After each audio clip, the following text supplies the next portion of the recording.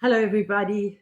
Welcome to 2026 from the Fields of Green for All team. We're ready for the year of the fire horse to go charging into making some progress in our weed world here in South Africa, and in the rest of the world. And we're very pleased to be all prepared for the year. We've had our team meetings, and we're hoping to make some progress this year, because over the holiday season, I must say that we saw loads and loads of frustration on the part of our cannabis community and the slow progress in terms of actually changing law and making things legal and stopping the cops and all of that. Well, you know, here at Fields of Green for All, we have three main guiding principles and things that we work on. And that is, at the top, human rights, because that's the umbrella. Harm reduction, because that's the mechanics of it and how we implement these reformed cannabis laws. And then, of course, drug policy reform in the most general sense of the word. And through these guiding principles, we have some major projects that we are going to be working on this year. Obviously, a continuation of the projects that some of them been running for many, many years. But our main projects for this year are, of course, our Dachau private clubs, membership and staying in contact with all of our clubs who support us and support our work. And we thank everybody, all of our affiliates, our clubs and our individual members for supporting our work here in South Africa, because if it wasn't for you, we couldn't carry on. So we start with a thanks. Our DPC project is going very well. When you're out there in the world, and if you go to cannabis social clubs, have a look for the certificate and see if that club that you are attending has our certificate and code of conduct, because it's a very simple code of conduct that we require our clubs to conform to in order that they can implement harm reduction principles and do the best by their members. Our second most important, well, not really in any order, project is, of course, our international work, and we're forging on with going to Vienna again, to the United Nations in March, and we'll do another video about what we're doing there with the Cannabis Embassy. There's also some great news coming up to do with ASTM and quality standards in South Africa. And our international work is really a cornerstone, because we've always said that we want Fields of Green for all South Africans, all Africans, and all citizens of the world. So our international work really does round the picture off rather nicely. Our third, but certainly not any less important project, is, of course, police reform. Now, over the last couple of weeks, we've seen some terrible busts come in. And these, of course, as usual, are usually targeted. The police usually target the poorest of the poor. And the last two major busts that came across the airways were certainly, we're looking at the photographs, landrace plants, people from marginalized communities, just people trying to put food on the table, really, in our very, very difficult economic times. And the backlash from the communities against the police is something that is really, really real and really powerful. And people are just exasperated, and they've had enough of this. Now, there's various people doing various things about the police, but we've considered this very, very carefully, and we are instituting, starting in October last year, our police reform project. We put out a blog in December, which you're welcome to go and read on our website, explaining this project. But I'd like to just explain it once more in plain English so that everybody understands. This project is in two separate sections. So the first one is the trailer to the movie, as Jules would always say. And this is something that we are doing the whole project with the University of Bristol, and then our expert criminologist Simon Howard and the University of Cape Town. So the University of Bristol is spearheading the first part of this project. And it is titled, let me get the exact word, Policing Post-Prohibition Cannabis in South Africa, Co-Developing Standard Operating Procedures. Because the point of this project is to change the standard operating procedures, the quotas, the KPIs, the key performance indices of the police when it comes to cannabis. So we want to put an end to things, and this is how we imagine it. A station commander gets all the officers together on a Monday morning to plan the week, and he says, right, I want 10 drug arrests this week. That is what quotas are. Then what do the police do? They go out looking for the dacha smokers. They go out looking for the Rastafari who are walking down the street. They go to informal settlements in rural areas and they look for the plants and they pull them out and they arrest people. So we have to change things right from within. So that's why this is called Policing Post-Prohibition Cannabis in South Africa.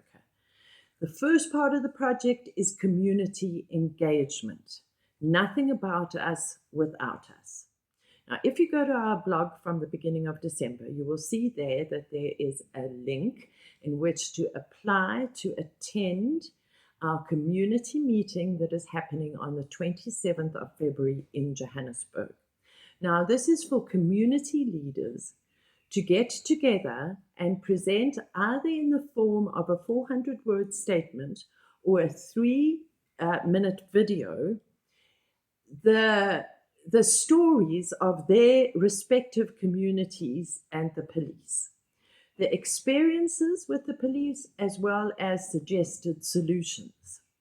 We will have this meeting and we'll announce the venue soon, hopefully before the end of this week. We're just busy finalizing that.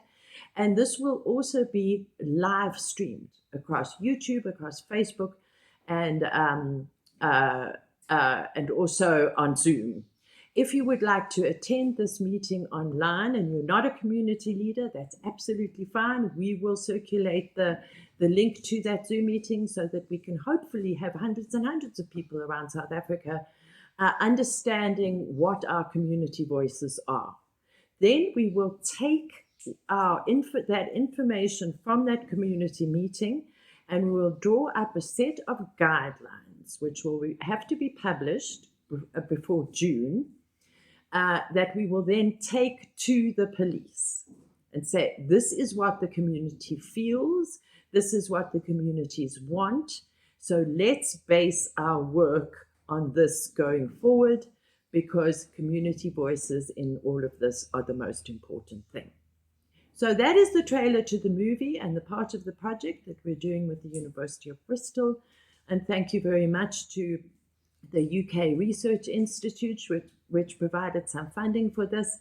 And thank you to all of our colleagues at the University of Bristol for continuing to work with us. You know, we worked on the Cannabis Africana project for 4 years across Africa. And this is actually the implementation phase of that Cannabis Africana project. Right, and now the main movie, which is called, we call it our Police Reform Project, and it is called Reforming Cannabis Policy from Within, a Data-Driven Approach. Now, many years ago, in around about 2013, one of our big supporters suggested to us that we start collecting data from cannabis arrests and put it into a project management system. And we started that in 2013. And between Joanne and Charles, who are still here with us, we've been running this project and collecting this data, always along the way wondering how we could use it. Now we have upwards of 12 years worth of data and we can actually use it. So what we've done is we've crunched all of this data and we're continuing to crunch it. And this will create the foundation for actually going to the top brass at the SAPS headquarters in Pretoria and presenting this to them and presenting some solutions for changing their KPIs. Now, by the time we get there, we are hoping that we will have our regulations out for the Cannabis for Private Purposes Act. But it is because of these changes in the law in South Africa and the potential regulations that we can actually now, the time is right to go to the SAPS and say, right, how are we going to police cannabis going forward? So that is the main movie, and we'll have to stay in touch with everybody really regularly to let you know what is happening with that. I know that our expert, Dr. Simon Howell, has been in contact with some of the top brass that he knows in the SAPS in a formal manner on behalf of Fields of Green for All, the University of Cape Town and the University of Bristol, and this project. So this is something that is completely transparent. It is high level, and it is most importantly all community driven. So while you might be frustrated, exasperated, and exhausted with the state of cannabis in South Africa, and people are ranting and raving and also spreading misinformation all over social media, I just want everybody in South Africa in our cannabis community, all 20 million of you, there's a lot of us, to know that Fields of Green for All will never give up. We will always have your interests at heart. We will always be a community-driven organization, and we will always take your story into our hearts and carry them wherever we go, because without your support, we wouldn't be able to do this. So I thank you for your attention in this video, and don't forget to check out our website, subscribe to our newsletter, follow us all over social media. You can find us all over the place, Fields of Green for All, or the Daka Couple on Instagram and on YouTube. Please continue your social support. Please continue your incredibly generous financial support, and we will continue to lessen your exasperation and frustration and move forward in 2026. Thank you so much, and love from all of us here at the Fields of Green for All office.